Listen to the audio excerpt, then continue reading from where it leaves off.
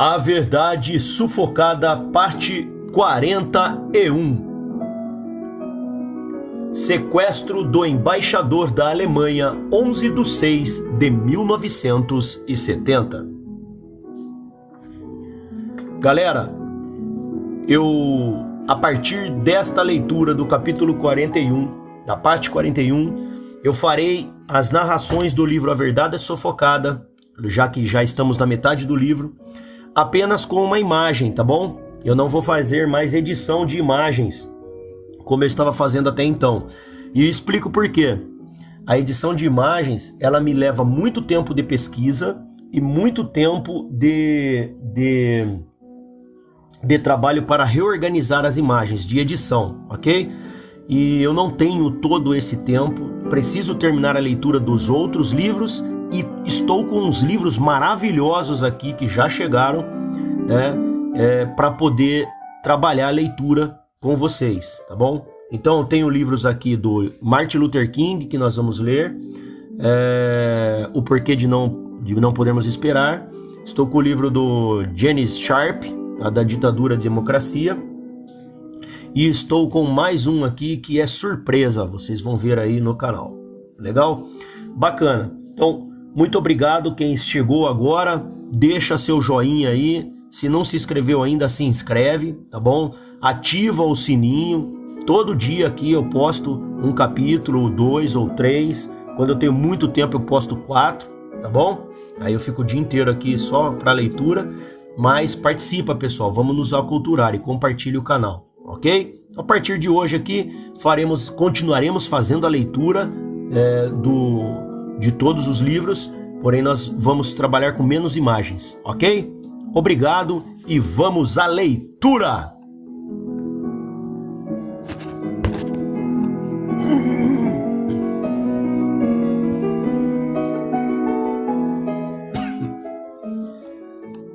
Esse texto é do editorial do Jornal do Brasil, 13/6/1970, página 1. Nação afrontada. Mais um ato covarde de ação subversiva feriu o Brasil. O embaixador da República Federal da Alemanha foi sequestrado. E na emboscada lhe armaram. 2 agentes federais tombaram. Um sem vida e outro ferido, 2 brasileiros. Toda a nação se sente também atingida. O manifesto em que se exprimem os agressores declara guerra aos brasileiros, ao advertir que doravante ninguém será poupado pela violência.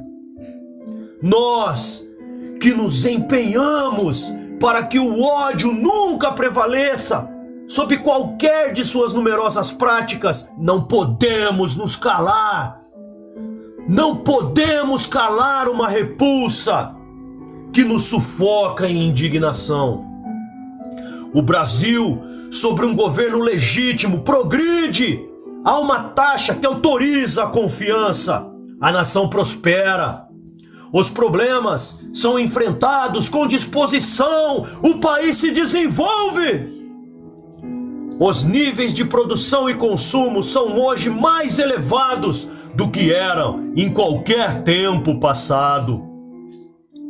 Uma expectativa política razoavelmente favorável encaminha a oportunidade democrática. Merecemos a democracia e alcançaremos por nossos méritos, a despeito da ínfima parcela de incendiados pelo ódio. A maciça maioria brasileira está voltada para o trabalho, a ordem e a esperança, que repele esta e qualquer outra prática de ódio e violência. A decisão do governo, dentro dos limites que inspiraram a lei, em defesa das vítimas e para desagravar a honra nacional, contará com a adesão certa da opinião pública brasileira. Somos, desde ontem, uma nação afrontada por um ato que fere a todos nós. Somos 90 milhões desafiados em nossa disposição ordeira e pacífica por um grupo de fanáticos ensandecidos pela perda dos mais caros valores humanos. Somos uma nação silenciosa e infelicitada, mas digna e civilizada. Não abriremos mão dessa dignidade e desta civilização. Conclui o texto. A partir do final de 1969, os órgãos de segurança começaram a agir em conjunto e de forma coordenada na luta contra a guerrilha urbana. E isso começava a dar frutos. Em maio, as prisões de militantes tinham sido significativas. Muitos quadros importantes foram presos. Os terroristas também estavam atentos a essa situação e, com o sucesso do sequestro do embaixador dos Estados Unidos, planejaram uma ação de grande vulto, de repercussão internacional, que reforçasse a propaganda da luta armada e possibilitasse a libertação de um grande número de presos. Para isso, a VPR da Guanabara imaginou os sequestros simultâneos do novo embaixador dos Estados Unidos, dos embaixadores da Suécia, do Japão e da Alemanha. Com esses sequestros, planejavam pedir resgate de 200 presos. Não contavam, no entanto, com a prisão de Maria do Carmo Brito, vulgo Lia, membro do Comando Nacional, CN, da VPR. Com a queda do seu aparelho na Gávea, no Rio de Janeiro, os órgãos de segurança apreenderam um dos minuciosos planos para a grande ação, o sequestro do embaixador alemão. Esse plano para as autoridades estava desmantelado, pois só 2 dos possíveis sequestradores continuavam livres. Dos outros relacionados para essa ação, 3 já haviam sido presos e outro, Juarez Guimarães de Brito, marido de Maria do Carmo, suicidara-se na frente dela ao sentir-se cercado pela polícia. As autoridades estavam erradas, subestimaram o inimigo. A capacidade de rearticulação dos terroristas era grande.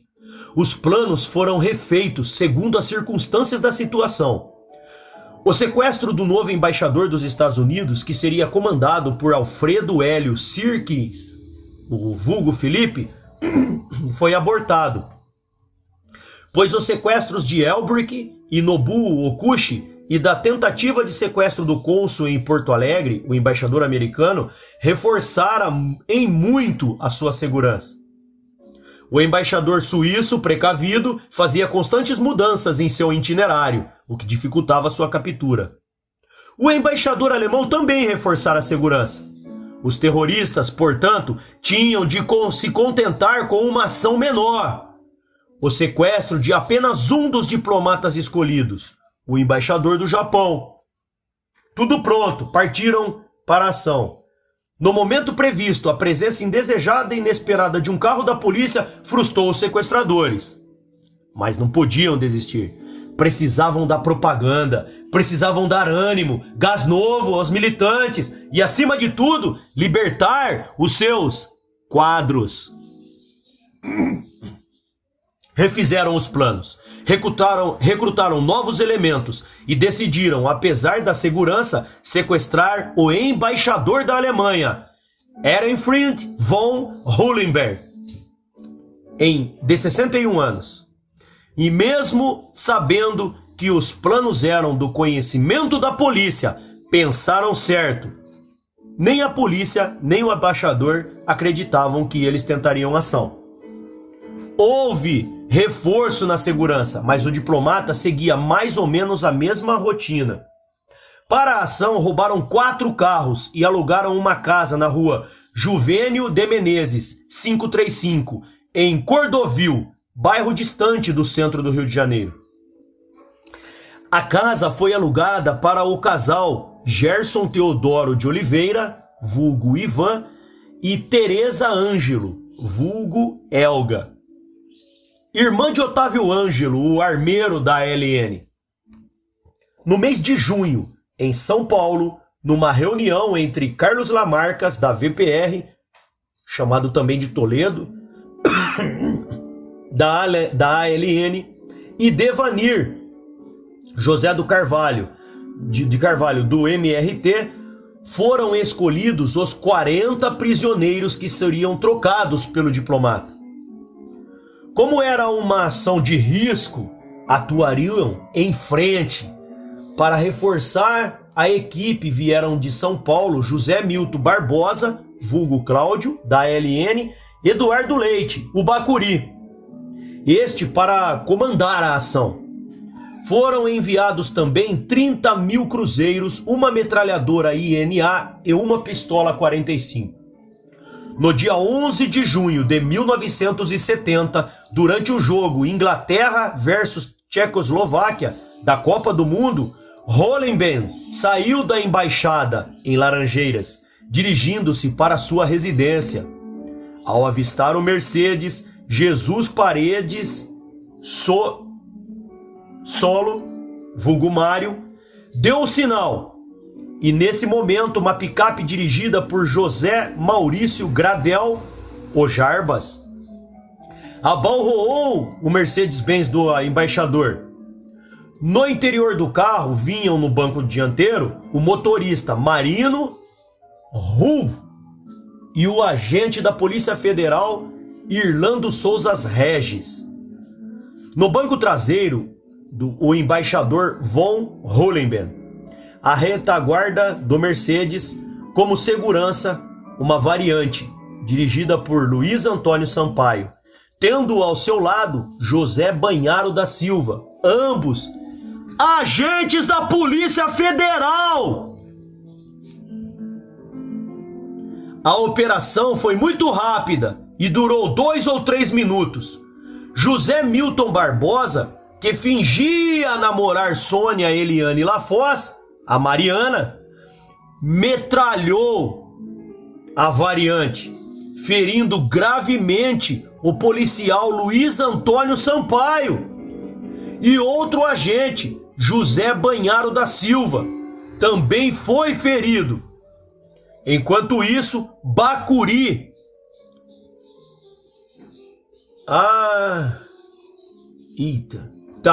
Enquanto isso, Bacuri... Desculpa, tá, pessoal? Tem uns pedaços do meu livro aqui que tá meio zoado nessa página, tá? É por isso que eu tô com um pouquinho de dificuldade, mas vamos lá. Enquanto isso, Bacuri chegou junto à porta direita do carro do embaixador, ao lado do motorista, e disparou 3 tiros na direção do agente Irlando de Souza Regis, matando-o instantaneamente. Herbert Eustáquio de Carvalho, o Daniel, retirou o embaixador do automóvel e colocou no Opala, partindo na direção do bairro Santa Teresa. No local, deixaram panfletos que dizia o seguinte, abre aspas: até o momento, os critérios adotados para a libertação dos diplomatas que fizemos prisioneiros políticos eram a sua importância nas relações internacionais e o nível de ligações econômicas com a ditadura brasileira. Esses critérios, a partir de agora, ficam abolidos e estabeleceremos um novo mínimo de pessoas a serem trocadas por qualquer diplomata de qualquer país. Fecha aspas. Ao chegarem a Santa Teresa, qualquer semelhança aí a um fala fina saltitante é mera coincidência, tá, pessoal? Ao chegarem a Santa Teresa, o embaixador foi passado para uma Kombi, onde o colocaram dentro do caixote. Na Kombi estavam os sequestradores Gerson Teodoro de Oliveira, vulgo Ivan, Alfredo Hélio Sirques, vulgo Felipe, e Marício Guilherme da Silveira, vulgo Honório. De lá partiram para o bairro Cordovil e esconderam o embaixador von Hollenben. No aparelho de Teresa Ângelo, vulgo Elga, e Manuel Henrique Ferreira, vulgo Anderson, aguardavam a chegada do diplomata. No dia seguinte, com a presença do presidente Emílio Garrastazu Médici, o ministro de Estado do governo Negrão de Lima, do ministro conselheiro Jorge Höring, substituto do embaixador alemão, de altas autoridades e de muitos companheiros e familiares, o agente federal Irlando de Souza Regis foi enterrado no cemitério do Caju. O agente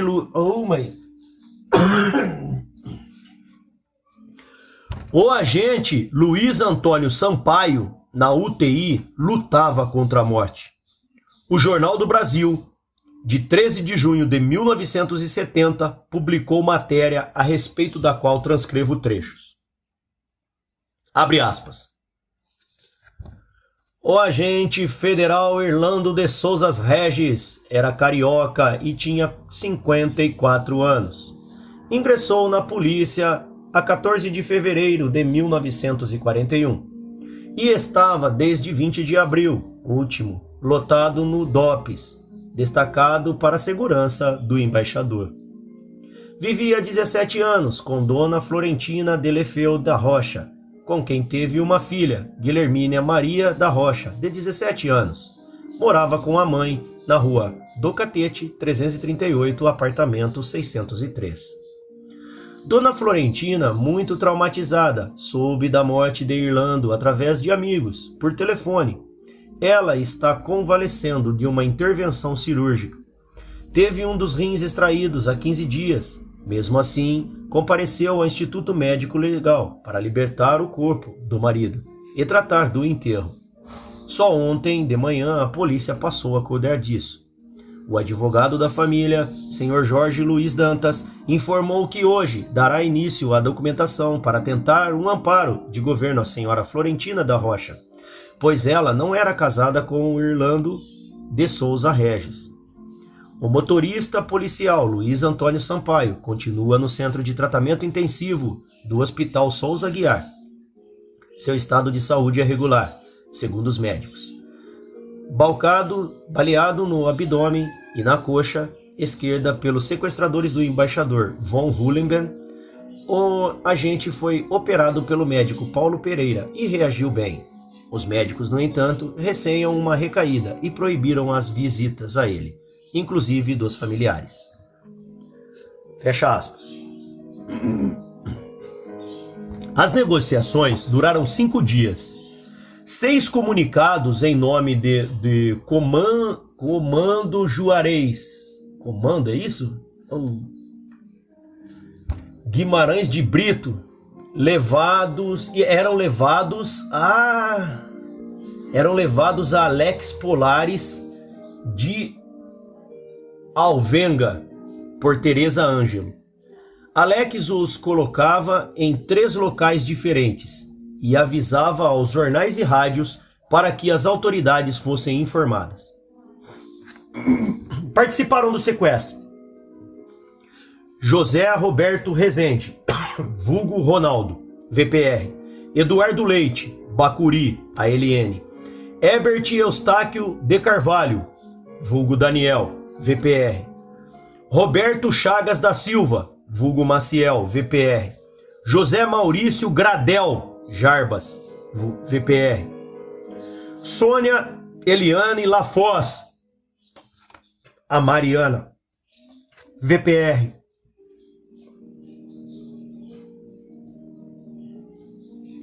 José Milton Barbosa, vulgo Cláudio, ALN, Jesus Paredes Soto, Mário, VPR, Alex Polari de Alvarenga, o Bartô, VPR, Maurício Guilherme da Silveira, o Honório, VPR.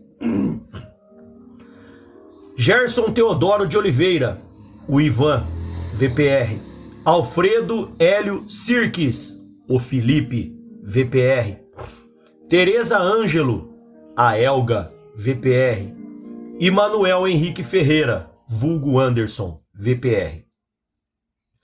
O governo brasileiro mais uma vez atendeu às exigências dos sequestradores para poupar a vida de um diplomata, libertando 40 presos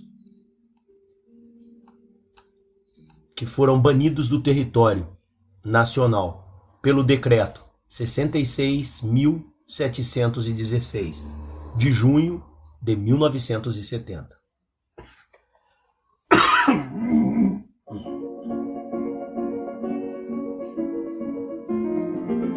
Relação dos presos que seguiram para a Argélia.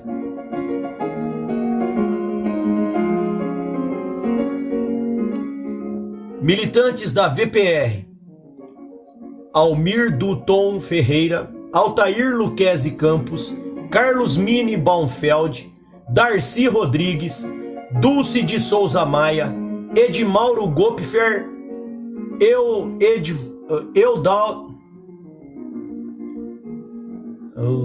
Eudaldo Gomes da Silva, Flávio, deve ser Edivaldo, tá? Se não for Edivaldo, é Eudaldo mesmo.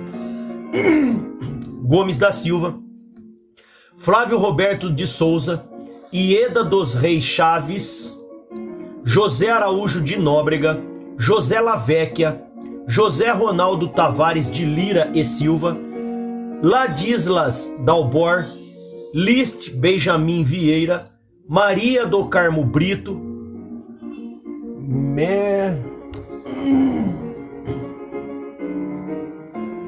não sei, não dá pra ler o primeiro nome.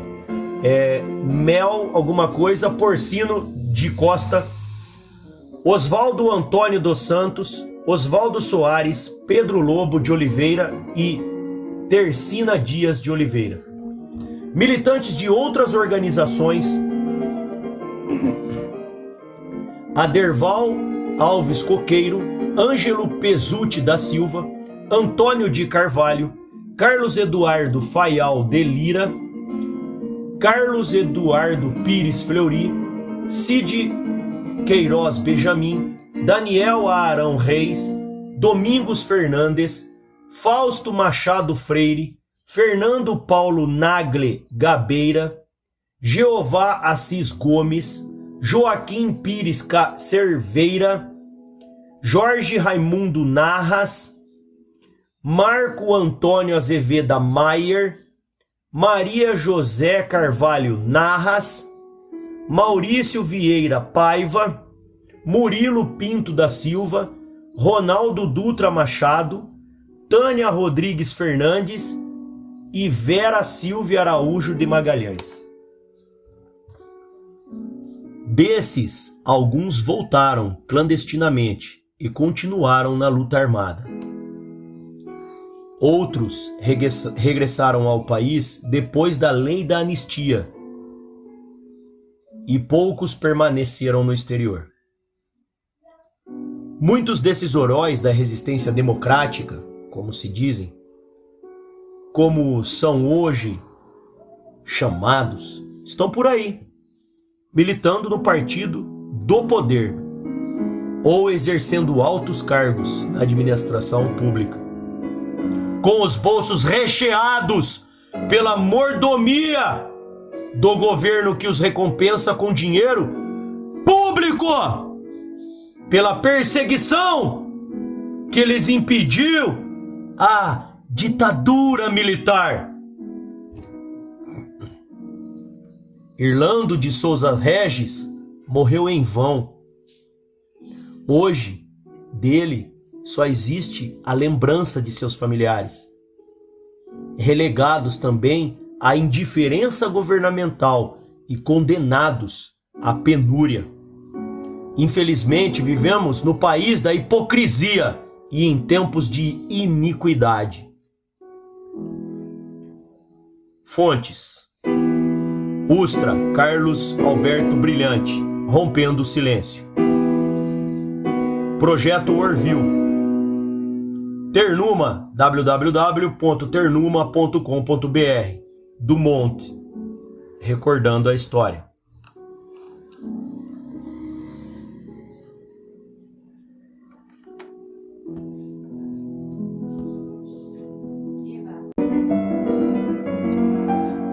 Partido Comunista Brasileiro Revolucionário, PCBR.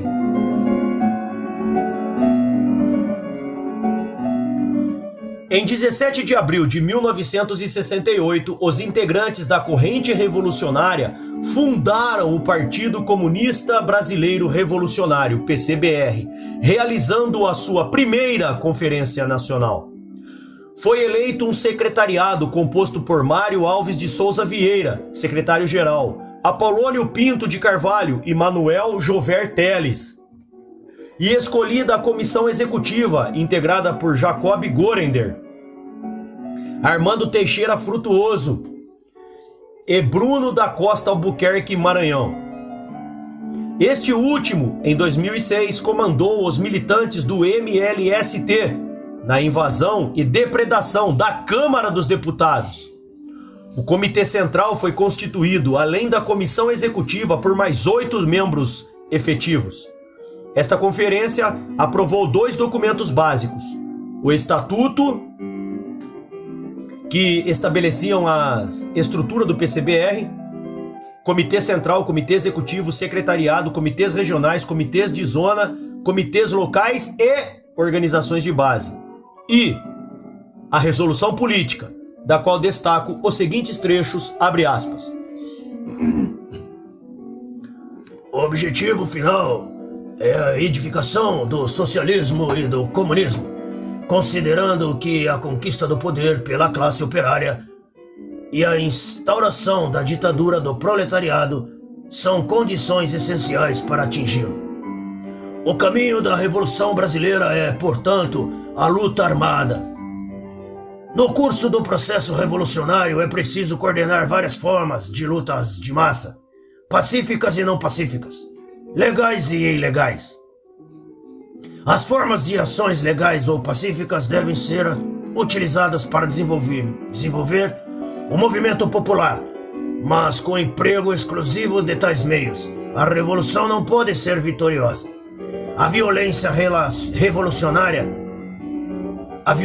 reacionária só pode ser vencida com a violência revolucionária. Fecha aspas.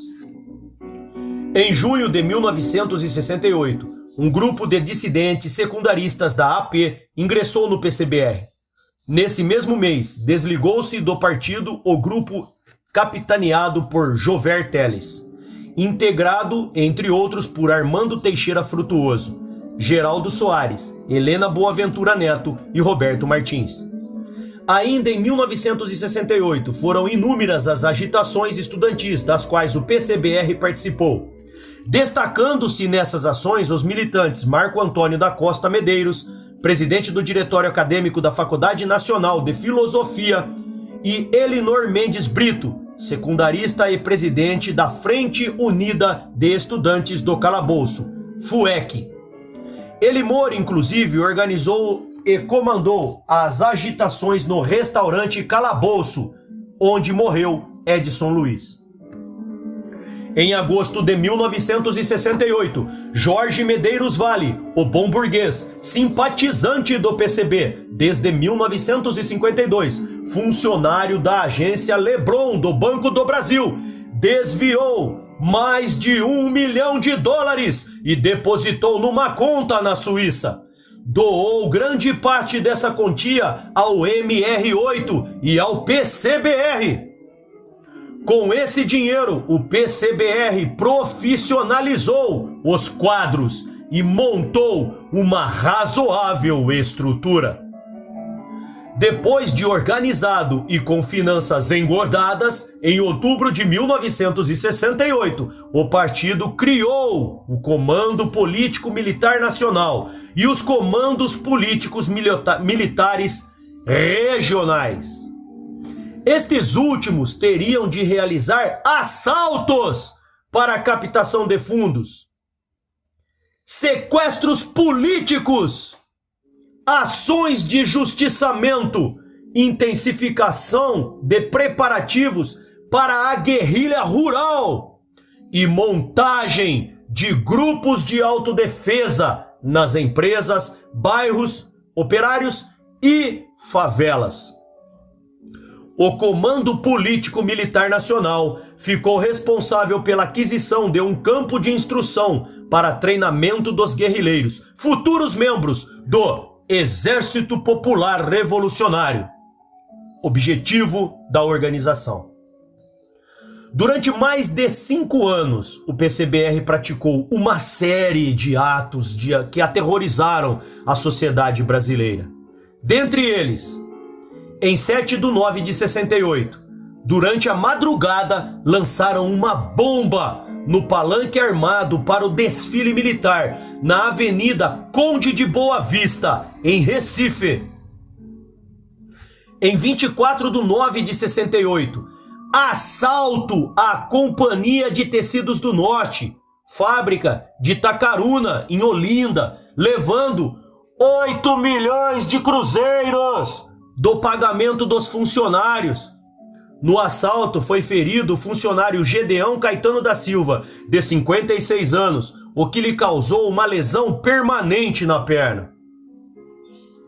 Em 31/10/69, Nilson José de Azevedo Lins, de 23 anos, foi morto durante o assalto à firma Cornélio de Souza e Silva, distribuidora da Souza Cruz, em Olinda, que rendeu 50 milhões de cruzeiros. Autores da ação: Alberto Vinícius Melo de Nascimento, Roline Sondé Cavalcante Silva, Carlos Alberto Soares e João Maurício de Andrade Baltag. Em 17/12/1969, assalto ao Banco Sotomayor, na Praça do Carmo, subúrbio do Brás de Pina, no Rio de Janeiro, onde foram roubados 80 milhões de cruzeiros. Na fuga, obstados por uma viatura policial, Avelino Capitã matou o sargento PM Joel Nunes. Em 18/12/1969, Antônio Prestes de Paula, no encontro de seu aparelho, ao fugir pelos fundos, matou com um tiro a queima-roupa o soldado do exército Elias dos Santos. A respeito do soldado Elias, a ONG Grupo Terrorismo Nunca Mais, www.ternuma.com.br, recebeu o comovente e-mail: estou feliz de achar uma página na internet a qual faz homenagem a uma pessoa que não conheci, mas com certeza muito especial. Desde pequena vejo minha avó, aos prantos, lembrar do seu filho, Elias dos Santos, morto brutalmente por assassinos terroristas. Não conhecia direito a história, fiquei sabendo agora. Realmente é revoltante saber que a família de Carlos Lamarca tem direito e que a minha avó não tem. Não tenho palavras, só agradeço. Daniele Esteves. Fecha aspas. Em 13/2/70, assalto ao Banco da Lavoura de Minas Gerais, em Icaraí, Niterói. Fatura: 50 mil cruzeiros. Em 16/3/70, assalto ao carro de transporte do Bank of London, em Fortaleza. Feria 90 mil cruzeiros. Em 25/3/70, assalto ao Banco da Bahia. Na fuga, feriram o escrivão Tibúrcio Souza Barbosa, que perdeu as funções do braço direito, e o guarda Zacarias Bispo da Silva Filho. E em 1970, dia 11/9, assalto ao Banco do Brasil, em Maranguape, no Ceará, quando roubaram 200 mil cruzeiros.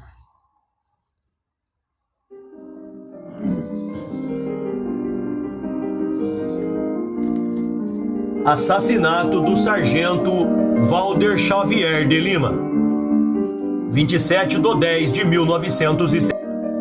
Em 27/10/1970, Getúlio Oliveira Cabral, vulgo Gogó, Teodomiro Romeiro dos Santos, o Marcos, e Paulo Pontes da Silva, do PCBR, cobriram um ponto na Avenida Vasco da Gama, em Salvador, quando de um jipe desceram 4 agentes que lhes deram voz de prisão. Getúlio conseguiu fugir, sendo perseguido por um dos agentes, trocando tiros. Teodomiro e Paulo foram presos, sendo colocados no banco traseiro do jipe. O pulso direito de Teodomiro foi algemado ao pulso esquerdo de Paulo. Na pressa de ajudar o outro agente, que se esquivava dos tiros de Getúlio, não revistaram a pasta de Teodomiro. Os 3 agentes subiram no veículo e conduziram por uns 30 metros na direção dos tiros, para auxiliar na captura de Getúlio. Nesse intervalo, Teodomiro retirou um revólver 38 da pasta, que ele mesmo portava, e com a mão esquerda atirou pelas costas no agente que saía do jipe. Morria ali, traiçoeiramente assassinado, o sargento da Acronáutica Valder Xavier de Lima, deixando viúva e 2 filhos menores. Ato contínuo, Teodomiro deu 2 disparos a mais, ferindo o agente da Polícia Federal, Hamilton Nonato Borges, sendo posteriormente dominado.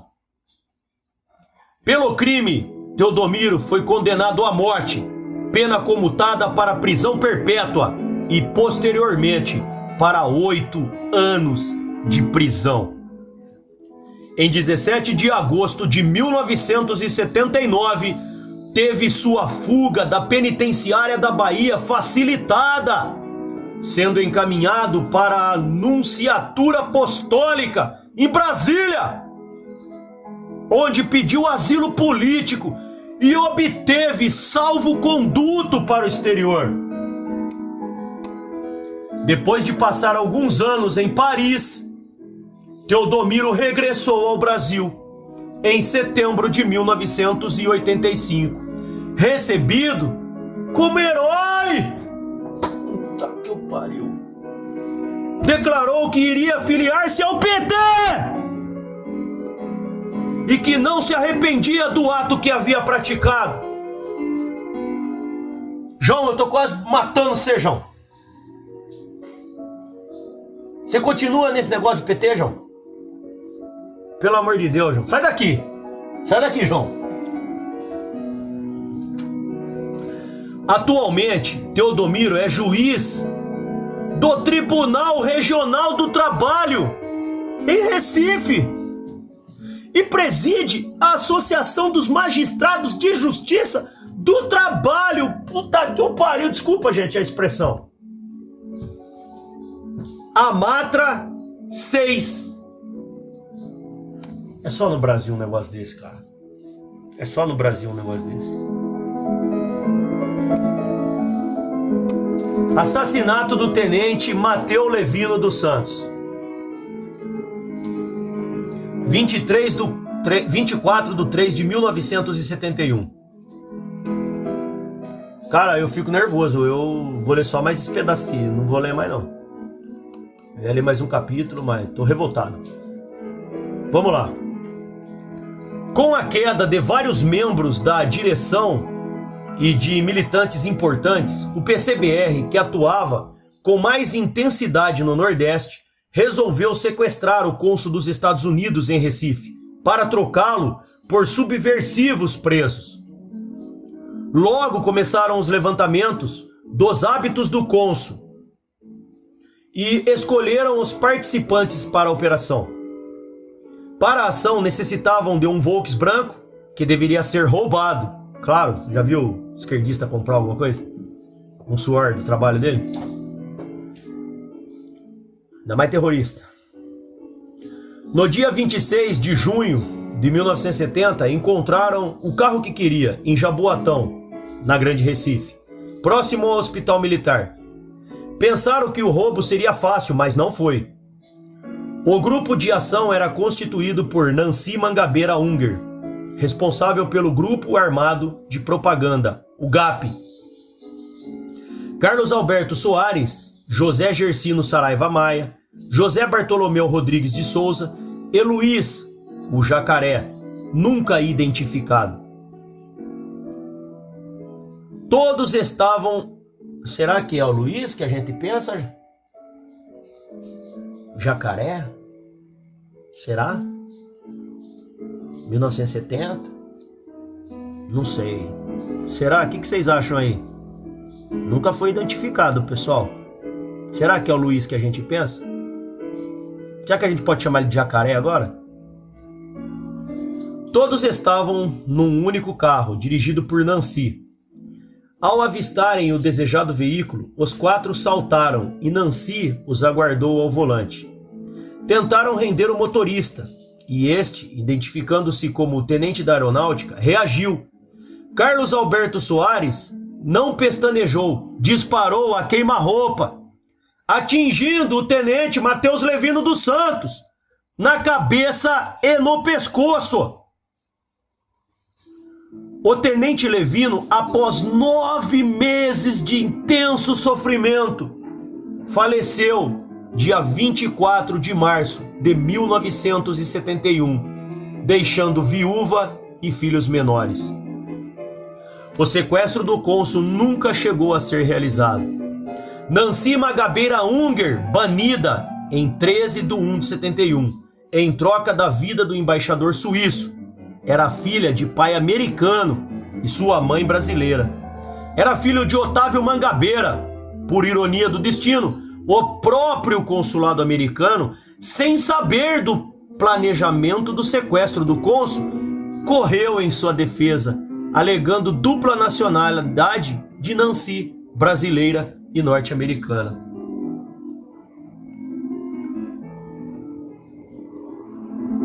Outras ações do Partido Comunista Brasileiro Revolucionário PCBR.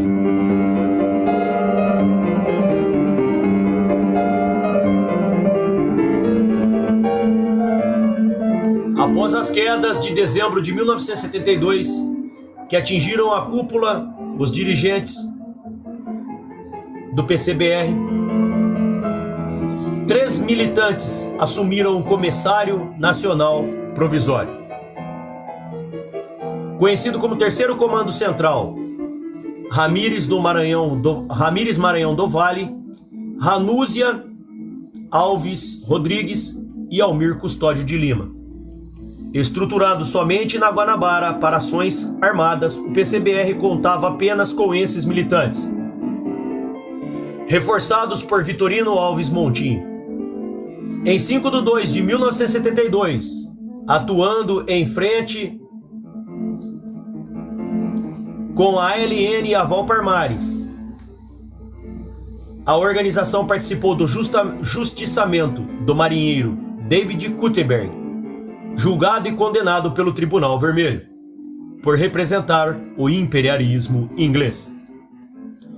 Em 25 de 2 de 73, o PCBR, atuando em frente com a ALN e a VAR Palmares, participou do traiçoeiro assassinato do delegado Otávio Gonçalves Moreira Júnior, em Copacabana, Rio de Janeiro.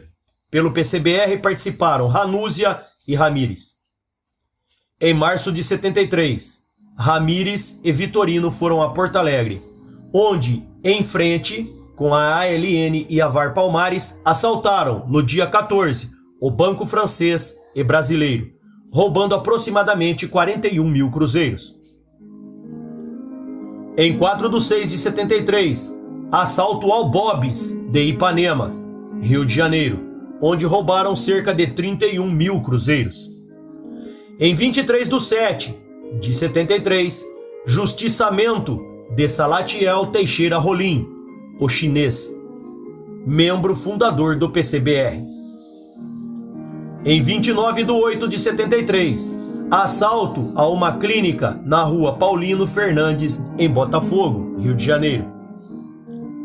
Anos mais tarde, com a anistia e volta ao Brasil, Apolônio de Carvalho, Antônio Prestes de Paula e vários outros militantes. Pôde o PCBR reestruturar-se, atuando, segundo a revista Isto É, de 5/8/1987, infiltrado no PT.